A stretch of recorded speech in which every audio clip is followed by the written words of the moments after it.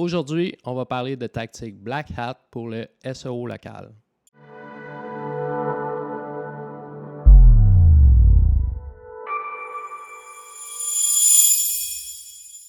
Bonjour, mon nom est Louis-Philippe, je suis expert SEO.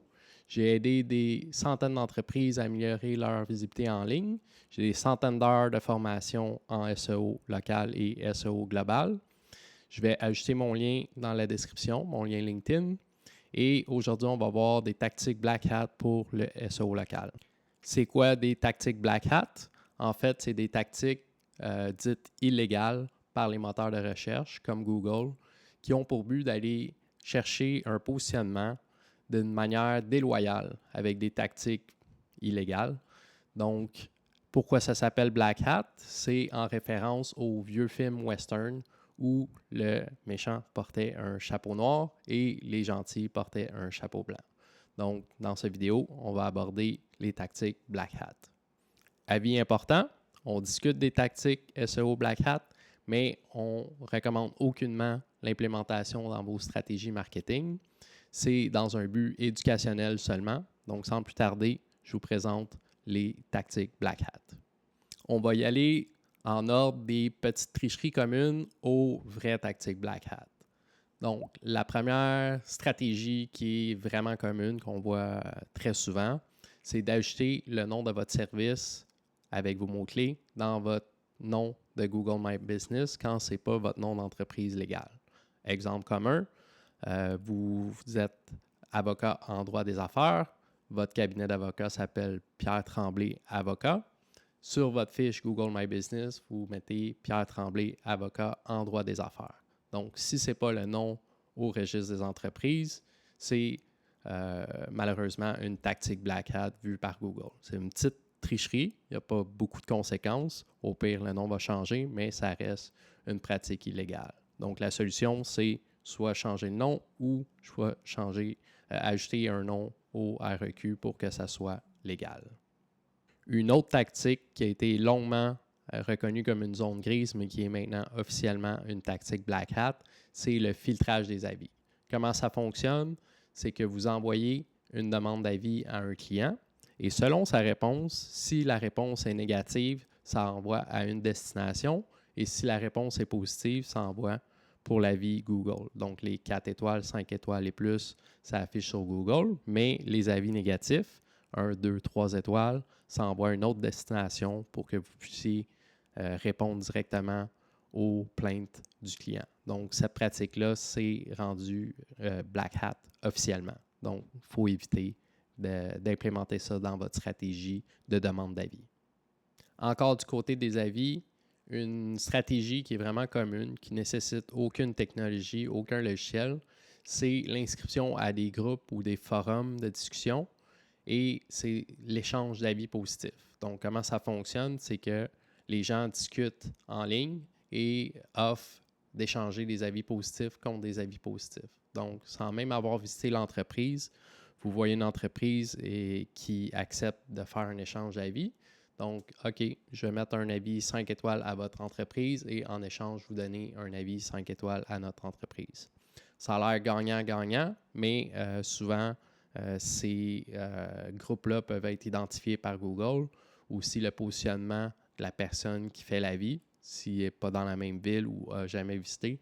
Donc, ça peut occasionner des problèmes à votre fiche Google My Business. Donc, c'est une tactique Black Hat qui est non recommandée.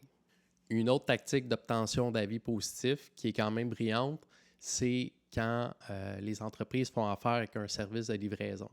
Comment ça fonctionne? C'est que aussitôt que le livreur arrive à l'entreprise, exemple Uber Eats, un livreur de pizza, livraison quelconque, l'entreprise va offrir un pourboire, 5 $, 10 $ et demander un avis 5 étoiles pour l'entreprise.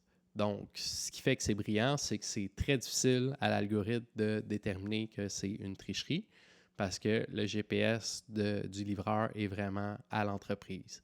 Donc, on ne le recommande pas, mais on trouve que c'est une tactique brillante parce que les chances de se faire prendre sont vraiment minces. Une autre stratégie vraiment puissante d'obtention d'avis, il y a deux façons, la façon White Hat et la façon Black Hat. Donc, la stratégie est la suivante, c'est d'approcher une équipe sportive locale et d'offrir une commandite. Donc, la façon White Hat, c'est donner la commandite, mettre vos logos sur les affiches et tout, prendre des photos et mettre sur votre profil Google My Business. Donc, ça démontre que vous êtes impliqué localement, ça donne de la crédibilité à votre entreprise et c'est un paquet de signaux positifs. La façon Black Hat, c'est la même chose, mais en plus, il y a des entreprises qui vont offrir des incitatifs à l'équipe. Donc, plus que vous avez d'avis positifs 5 étoiles, plus que la commandite va être élevée. Donc, il y a des entreprises qui vont, exemple, dire, vous avez 50 joueurs de soccer, donnez-nous 50 avis positifs et on fait une commandite de 500 $. Donc, ça, c'est totalement interdit, mais sachez qu'il y a des entreprises qui le font. Donc, si jamais vous voyez une entreprise et vous vous demandez comment ils font pour avoir autant d'avis positifs aussi rapidement, c'est peut-être la raison. Un des signaux de positionnement local, c'est le foot traffic dans le commerce. Donc, le nombre de visiteurs qui sont physiquement à l'entreprise va faire un impact positif sur le positionnement local. Donc, une des tactiques Black Hat, c'est d'utiliser des applications style Pokémon Go qui vont attirer artificiellement du trafic à l'entreprise. Donc, c'est une tricherie, c'est une tactique qui sert à gagner du système et c'est une des tactiques Black Hat qui peut être utilisée par des entreprises en compétition. Une autre tactique qui est vraiment Black Hat, et j'hésite d'en parler parce que c'est vraiment dévastateur pour une entreprise. Mais si vous êtes rendu à ce point dans la vidéo, évidemment, vous avez fait un like et vous êtes ici pour vous instruire. Donc, la tactique, c'est la tactique la plus déloyale qu'il n'y a pas, c'est de visiter la fiche Google My Business d'un compétiteur et prendre la PIN de localisation, suggérer une modification de l'emplacement et prendre la PIN et la mettre directement dans le milieu du lac ou dans le milieu d'un stationnement vide ou dans le milieu de nulle part. Donc, ce que ça fait, c'est que pendant un petit moment, vous pouvez voir le trafic Google My Business diminuer drastiquement si le changement est accepté par Google. Donc, totalement proscrit, mais c'est des choses qui arrivent qu'on voit dans le domaine du SEO local. Une autre tactique Black Hat, un petit peu plus complexe et un petit peu plus sophistiquée, c'est la multiplication des profils Google My Business pour une seule adresse. Donc, comment ça fonctionne? C'est qu'une entreprise peut enregistrer un numéro de téléphone, un nom différent, mais à la même adresse et avoir plus qu'un profil Google My Business.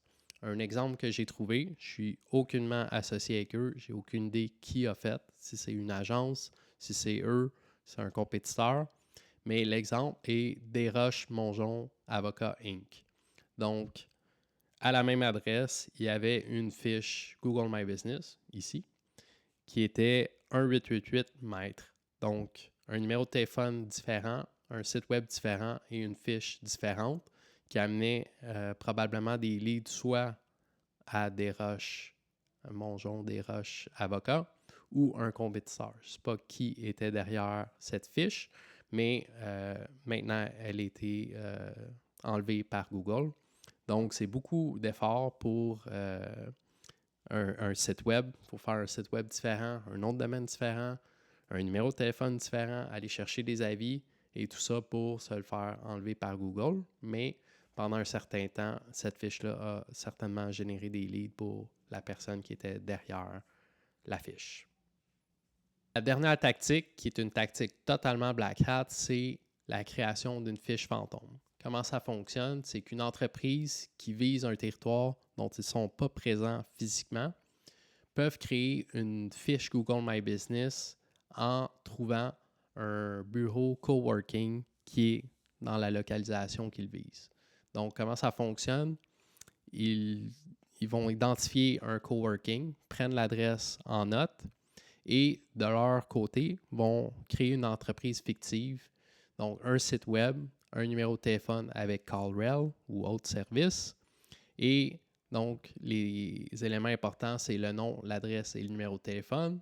Donc, un site web avec le nom, l'adresse, numéro de téléphone. Ils vont créer un press release pour dire nouvel emplacement. Donc, ça peut être une entreprise existante ou complètement une entreprise nouvellement créée, juste pour la fiche Google My Business. Donc, press release, citation, backlink, nouveau site web. Donc, un paquet de signaux qui démontrent à Google que l'entreprise est légitime. Donc, quand tout ça c'est fait, quand le site commence à être indexé, quand les citations sont toutes mises en ligne, quand le press release reçoit du trafic, quand tout ça c'est fait, donc il laisse mariner l'entreprise fictive, quand tout ça c'est en place, là, ils font la demande d'une fiche Google My Business. Donc, s'ils font la demande en partant, sans qu'aucun de ces signaux-là sont présents, ça prend une carte postale qui est envoyée à l'adresse et il faut vérifier avec un code. Mais dans le cas où c'est une adresse fantôme qui a tous les signaux, juste la vérification du numéro de téléphone, souvent, ça va fonctionner. Donc, l'entreprise qui est partie de rien, l'entreprise fantôme qui est partie de rien, juste un petit site web, ça peut être un Wix ou même un site web Google. Donc, site web, numéro de téléphone, adresse fictive, des citations, des backlinks, un petit peu d'SEO et bingo, l'entreprise qui était fantôme devient une vraie entreprise Google My Business et ça peut générer des leads pendant longtemps avant que quelqu'un se rende compte, hey, c'est pas une vraie entreprise et fermer l'entreprise. Donc, il y a des entreprises comme ça qui roulent pendant des années. Et ce qui est vraiment Black Hat, c'est qu'il y a des entreprises qui vont vendre les leads à des entreprises légitimes dans cette localisation-là. Exemple, des bureaux d'avocats. Aux États-Unis, ça a été vraiment une arnaque très, très populaire. Des gens enregistraient une tonne de profils Google My Business et vendaient les leads au cabinet d'avocats. Donc, c'est une autre tactique déloyale, Black Hat, qui est totalement non recommandée, mais qui existe. J'espère que vous avez appris quelque chose aujourd'hui. Si oui, vous me devez un like. Et si vous êtes une entreprise qui cherchez à améliorer votre positionnement local, comme j'ai dit, mon lien LinkedIn est dans la description et on peut faire une stratégie totalement white hat pour dépasser vos compétiteurs facilement.